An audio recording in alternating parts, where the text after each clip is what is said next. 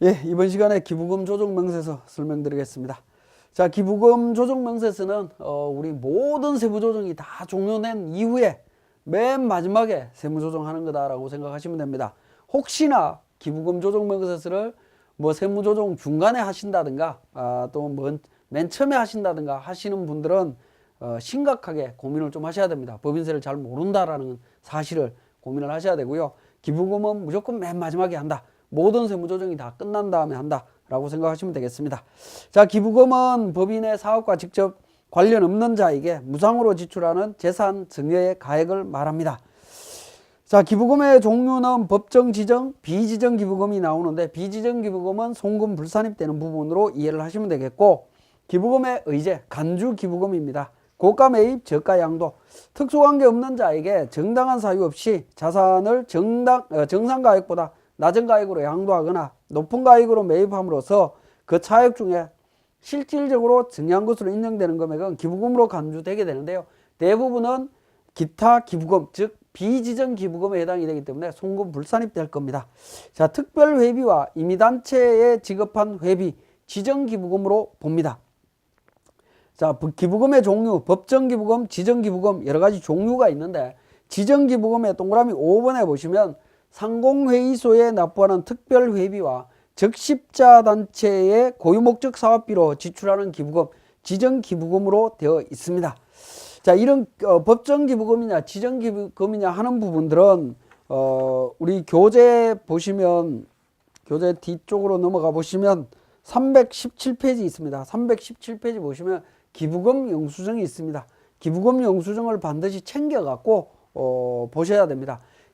기부금 업무를 하실 때에는 회사에서 기부금 지출한 것도 좋지만 반드시 기부금 영수증이 있어야 업무가 가능하다라는 것을 말씀드립니다. 이 기부금 영수증에 법정 지정 기부 가액 금액들이 다 나와 있기 때문에 반드시 기부금 영수증 챙겨서 정리하시면 되겠고, 311페이지에 기타 기부금, 법정 지정 기부금을 제외한 기타 기부금은 전액 송금 용인되지 않습니다. 송금으로 인정되지 않는다라는 거고요. 소득 처분은 배당 상여 기타 사유출로 하도록 되어 있습니다.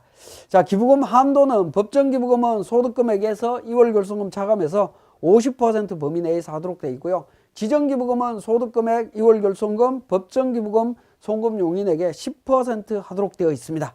자, 그러면 소득 금액이다라고 하는 부분을 한번 보면, 자, 우리 손익계산서에서 수익에서 비용을 차감하도록 되어 있죠. 비용을 차감한 게 당기 순이익입니다. 순이익입니다. 근데 이 비용 안에 기부금이 들어가 있다라는 겁니다. 그죠? 기부금이 이미 비용으로 포함되어 있습니다. 자, 그러면 이 당기 순이익에다가 플러스 입금 산입, 그죠? 입금 산입 마이너스 송금 산입, 송금 산입한 금액이 결산서상 당기순이익이죠. 차가감 소득금액입니다. 차가감 소득금액. 차가감 소득금액이고요. 여기에다가 플러스 기부금 한도 초과 마이너스 기부금 2월 공제해서 각 사업연도 소득금액을 계산을 합니다. 자, 계산을 하는데 입금산입과 송금산입이라고 하는 부분이 세무조정사항이죠. 세무조정사항이고 이 내용은 소득금액 조정합계표에 들어가 있습니다. 조정합계표에 있다라는 거죠. 그래서 소득금액 조정합계표에는 기부금 한도와 관련되는, 그죠? 기부금 한도 세무조정 관련되는 부분은 제외되어 있습니다. 조정은 제외되어 있다 라는 부분 기억을 해 주시고요. 자, 그러면 소득금액이다라고 이야기를 할 때, 기부금 계산할 때 소득금액이다라고 하는 부분은 차가감 소득금액에서 출발을 합니다. 차가감 소득금액에서 기부금을 플러스하도록 되어 있습니다. 기부금을 플러스하도록 되어 있는데, 왜 기부금을 플러스하냐면 업무와 관련 없는 기부금을 외부에다가 지출을 할 때는 지출 한도는 최소한 그 지출을 할 수 있을 만큼의 이익이 있어야 된다라고 보는 겁니다. 이익이 있을 때 기부를 하라라는 건데요. 이미 기부금을 플러스하는 이유는, 소득금액 계산할 때 기부금을 플러스하는 이유는 손익계산서에 기부금이 이미 비용으로 처리되어 있다는 거죠. 비용으로 처리되어 있는 상태에서 기부금 한도를 계산하게 되면 그 한도 구조가 이상해진다라는 겁니다. 그렇기 때문에 기부금을 지출하기 전 소득금액을 계산을 합니다. 그러니까 차가감 소득금액 안에는 이미 기부금이 비용으로 반영되어 있기 때문에 그 반영되어 있는 부분을 상쇄시키기 위해서 기부금을 플러스한다라고 보시면 되겠습니다. 그래서 우리 교재의 311페이지에 기부금 한도 부분에서 소득금액은 차가감 소득에서 합병 분할에 따른 자산 양도 차익, 합병 분할에 따른 자산 양도 차손을 플러스 마이너스 하고요. 법정 지정 기부금을 더하라라는 부분입니다. 보통 소득금액 계산할 때 법정 지정 기부금을 더한다라는 의미를 이해를 잘 못하시는데 우리 손익계산서에 이미 기부금이 비용 처리되어 있기 때문에 그걸 상쇄시키기 위해서 플러스한다라고 보시면 되겠습니다.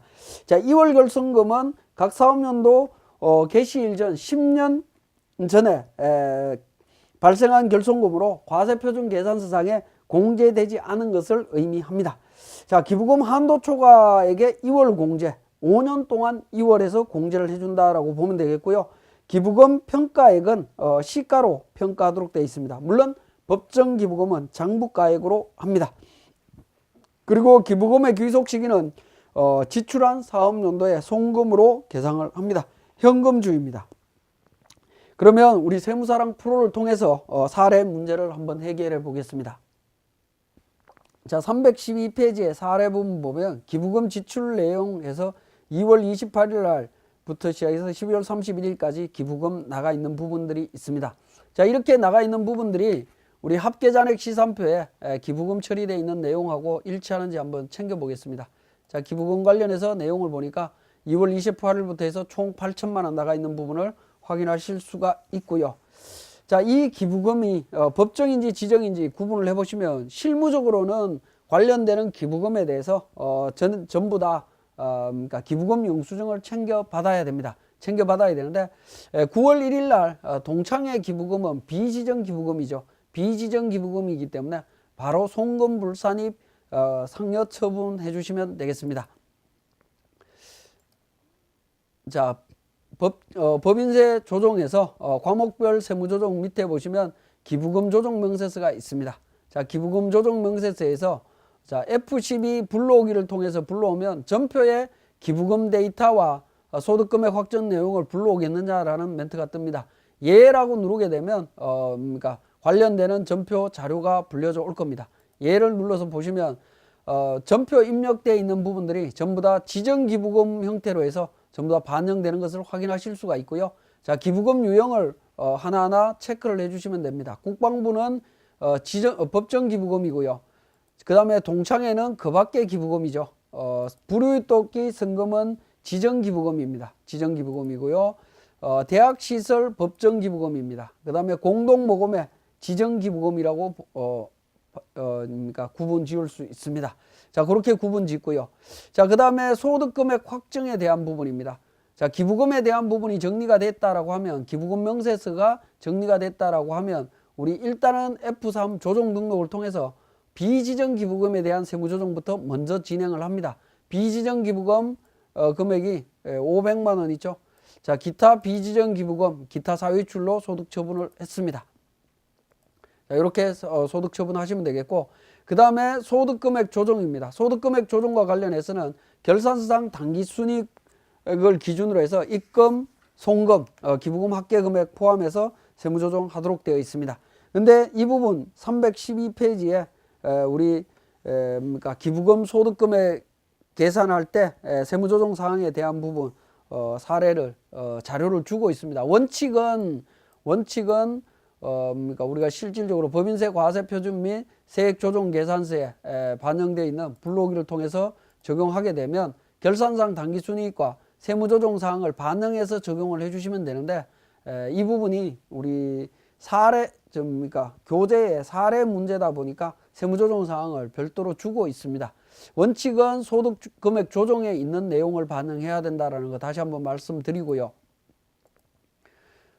자, 기부금 조정 명세서로 들어갑니다. 그래서 실질적으로는 우리 실제 세무조정했던 상황으로 가면 되고요. 우리는 수정을 통해서 교재에 있는 내용과 일치를 시켜야겠습니다. 입금 산입 항목이 1억 5천이죠.